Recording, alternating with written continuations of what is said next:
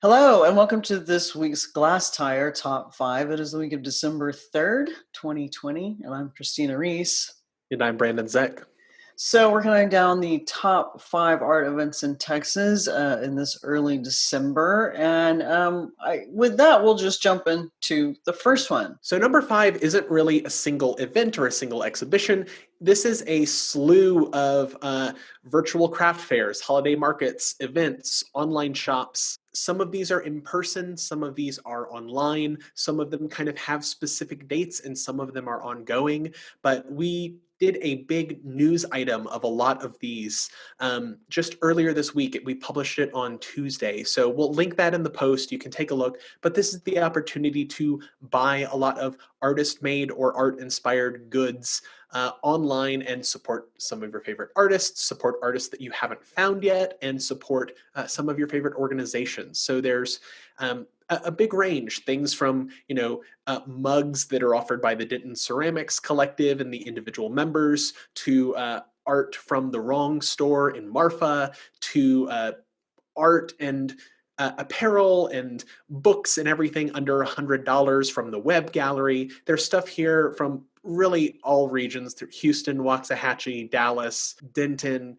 Austin, lots of Austin and San Antonio, actually. And this is, of course, the tip of the iceberg. We hope that people will kind of add to this list, but also later, probably sometime in the next week or so, we'll be publishing a list of our favorite artists who have online shops, because this list is mostly the fairs, the markets, the organizations. So be on the lookout also for a list where you can buy directly from artists. Number 4 on our list this week is Doreen Doherty at Holly Johnson Gallery in Dallas. This is her 6th solo exhibition with Holly. She's been with Holly for a long time.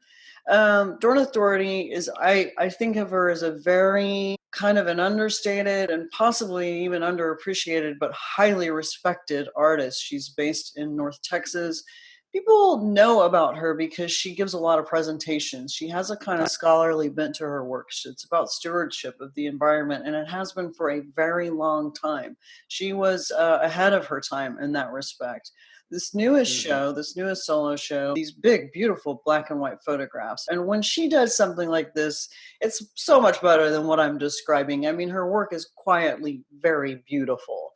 So despite this sort of environmental bent to what she does, her work never feels preachy.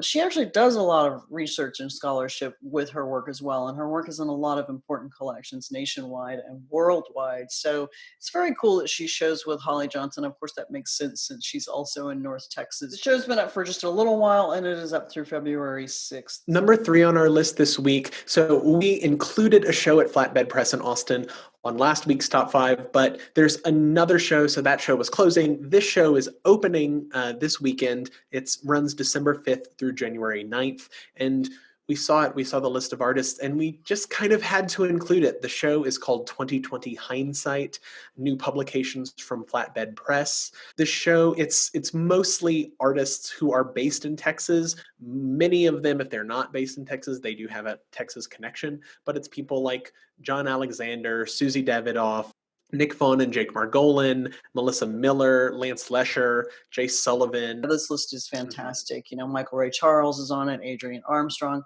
This is kind of people who have done editions or monoprints with Flatbed Press kind of in the last year. Rounding out Flatbed's first, I think, full year in its new space in Austin. Flatbed, if you haven't heard us talk about it before, it is probably the premier or one of the few top printmaking shops in Texas. They churn out lots of prints, and they work with very important artists and do a ton of great work. And they will have an in-person reception on December 5th. And coincidentally, Flatbed Press was also on our number 5 pick, the holiday shopping guide, because they sell their prints online. There you go.